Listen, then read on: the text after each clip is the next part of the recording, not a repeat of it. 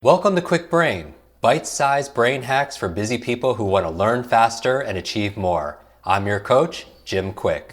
Free your mind. Let's imagine if we could access 100% of our brain's capacity. I wasn't high, wasn't wired, just clear. I knew what I needed to do and how to do it. I know Kung Fu. Show me. Welcome back, Kwik Brain. So, how do you get focused in a world full of distraction? This is a question we get every single week in our private podcast Facebook group. I mean, think about it. Digital distractions are increasingly finding their ways onto our desks and into our pockets. They're competing for our attention every single day. Phone calls, calendar reminders, chat apps, instant messenger, text messages, emails, app notifications, social media alerts. The list goes on and on and on. So if you feel like you're losing ground because of your monkey mind or entrepreneurial ADD, you're probably asking yourself, how do I keep my mind from becoming easily distracted? So here's the good news. There is hope and there is help. I want to introduce you to a dear friend, Julia Roy. She is my go-to personal trainer for productivity. And what I love about this superhero is she takes a neurological, brain-based approach to transforming the way we work, the way we focus, and the way we perform. Now, this session is taken from a live talk she did at one of our recent brain conferences to a group of high achievers. I want you to pay attention and listen to these powerful work hacks so you can enjoy the gift of a focused, Kwik Brain. Now, here's Julia Roy.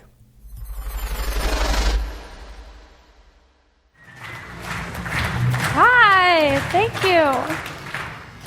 I want to talk to you and tell you a little story, something about Ernest Hemingway. Ernest Hemingway, he never ate at his desk. He also never talked on the phone or read the newspaper or opened up his mail when he was at his desk. When he was at his desk, he wrote, and that's it. In Mason Curry's book, Daily Rituals, he gives us a peek inside Hemingway's process. And he says, Hemingway wrote standing up. He actually was the inventor of the standing desk, apparently, facing a chest-high bookshelf with a typewriter on it. And on top of that, a wooden writing board. First drafts were composed in pencil on onion skin typewriter paper laid slantwise across the board. When the work was going well, Hemingway would remove the board and shift to the typewriter. Hemingway created this very specific place where he did one thing, where he wrote. And when it was time to write, he stood in the same place, used the same tools, the same exact way every single day. Now, if we fast forward to today, in a world of work that's mostly digital, the only thing that we need is the internet to do our work, right? And this is great. We can do work anywhere, any place, any time. But there's a cost because we don't really notice our physical environment anymore. We're so heads down into our computer. But this is a huge mistake. Our unconscious habitual mind is constantly aware of our surroundings, whether we're aware of it or not, all of the time.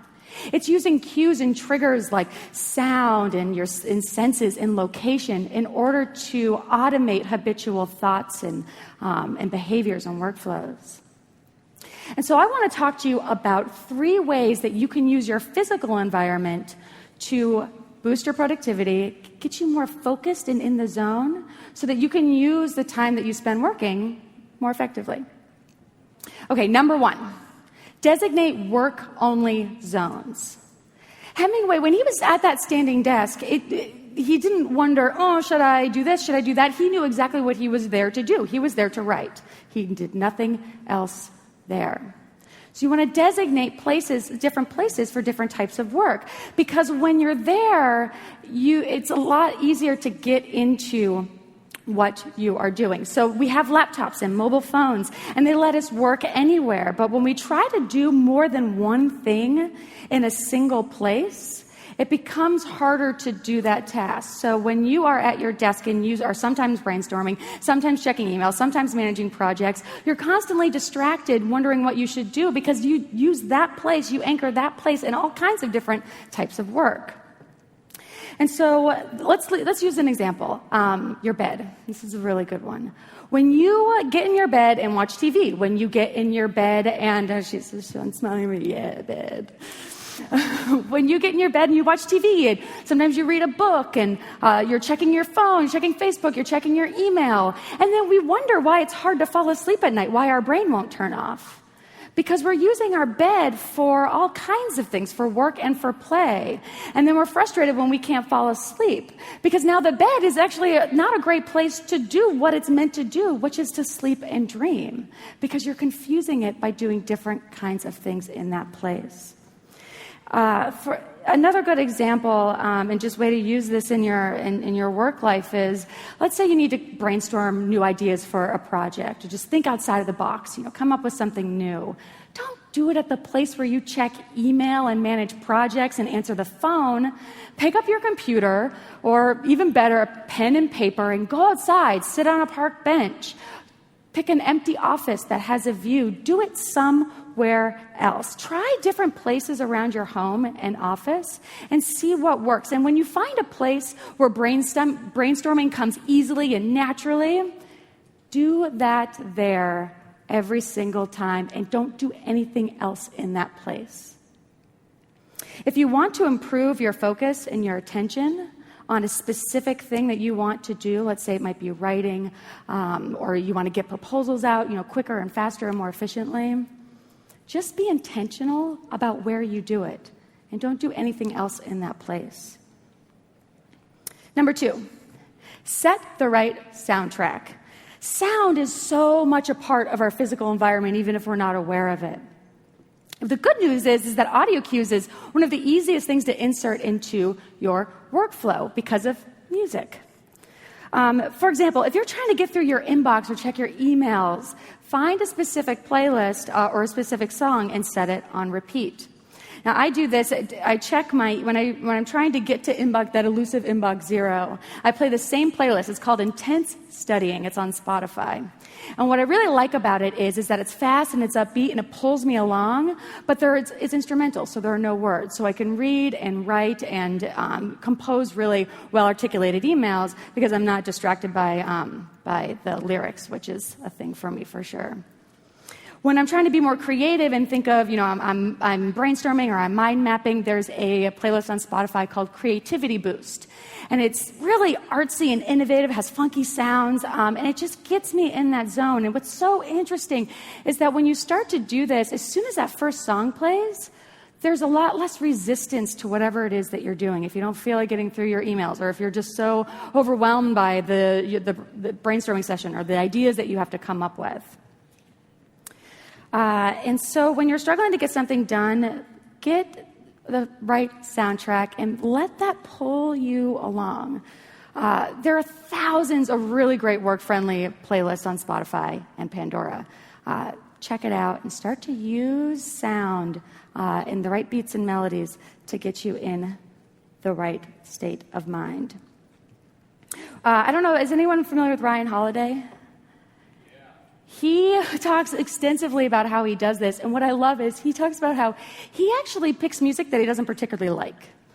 And that's so fascinating to me. I don't think that we need to pick music that we don't like, but the point there is that it doesn't really, the music is less important than it is that it just sets that tone and allows you to pull forward. All right, number 3, give your devices specific tasks. Okay. So you might not think of your devices as your physical environment, as a part of the space that you live in. But if you think about it, what I read this study that talked about how when we look into our computers, our brain doesn't know the difference between the real world and the digital world. So that's why when you read an email that's super nice or an email that's not so nice, that you feel the same way as if that person was standing right there telling you that to your face. And so when it's looking into the computer, it's seeing the same thing as it would be if it was in the physical, real world. So we should use our devices in order to support different modes of work. So for example, I have my personal phone, my work phone, I have my work computer, my personal computer, I have my old iPad, my new iPad, I have my Kindle, I have all of these devices that I use to get my work done. And most recently, I've tried to really focus on my writing. So I took an old computer, got every single app off of it except for one writing app, disconnected the Wi-Fi, and that's the device that I use to write. And it's been a month now, and now whenever I even just see the background image on that computer and I open it up and there's only one app in the little bar at the bottom in the little dock, it's so much easier to just stay focused on writing because I'm here until my writing is done. There's nothing else I can do there. A good example, too, is also your iPad. Use your iPad for entertainment purposes only. Don't watch videos on your work computer. Don't open Hulu or Netflix or any of that. Because then when you're working on something that's particularly hard and you're just struggling with it and you feel that resistance, your mind's going to try to find other things and places for it to do. Check your email or maybe watch, I think that there's a new episode of my favorite show on. You designate your iPad, and when you're on your iPad that you're watching videos, you're reading your backlog of Kindle books, you're actually finally watching the videos for a training course that you bought a year ago. What's fascinating here, again, is that soon when you have your iPad, you automatically relax. You're not confused. You're not adding to-dos or anything like that. The iPad becomes a place where you can truly release and relax. When we designate different devices for different types of work, it just makes it easier to stay focused. So you want to designate specific places for specific kinds of work that require different kinds of thinking. Use music to help push you along, and the same music, the same first song, to get you going, to get you started, and to keep pushing you through that task. And then also use your devices. I'm sure if we all pull out all of the computers and phones and Kindles and iPads that we have, we can probably designate one device for each thing that we do in our work. And start to use your environment better as a way to create the place where specific kind of work happens. Work like Hemingway. Thank you.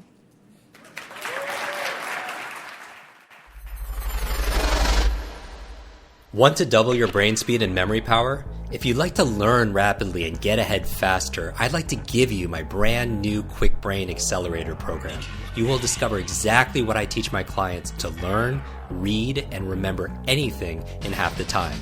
There is no charge. It's my gift to you for being one of our subscribers. That's kwikbrain.com. Or simply text the word podcast to 916-822-7246 and we'll send you a direct link. That's 916-82-BRAIN.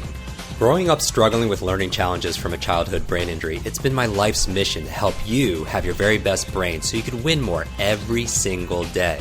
Now, want more Kwik Brain? Here are 4 ways to fast-track your results and lock in what you just learned into your long-term memory. Remember FAST, F-A-S-T. The F stands for Facebook. You're not alone on this journey. I invite you to join our free private online group. There you can connect with me, your fellow brain lovers, links to resources, and even submit your questions for me to answer in future episodes. Go to kwikbrain.com. That's Kwik brain.com. The A stands for apply. Act on what you learned today. Remember, knowledge is not power, it's potential power. It only becomes power when you use it. So use what you just learned. The S stands for subscribe. Don't miss the next episode and other free brain training. And finally, the T stands for teach. You want to learn faster now? The key is to lock it in right away by teaching it to someone else. When you teach something, you get to learn it twice. Here's a simple way to do that. Leave a review on iTunes. Leave a review with your biggest takeaway from this episode.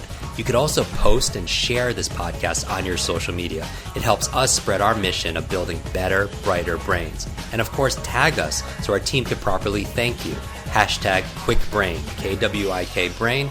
Mine is @JimKwik, Kwik, on Instagram, Facebook, and Twitter. So, what does FAST stand for? Facebook, apply, subscribe, teach. I'll see you in our next episode of Kwik Brain. Until then, remember, you are faster and smarter than you think.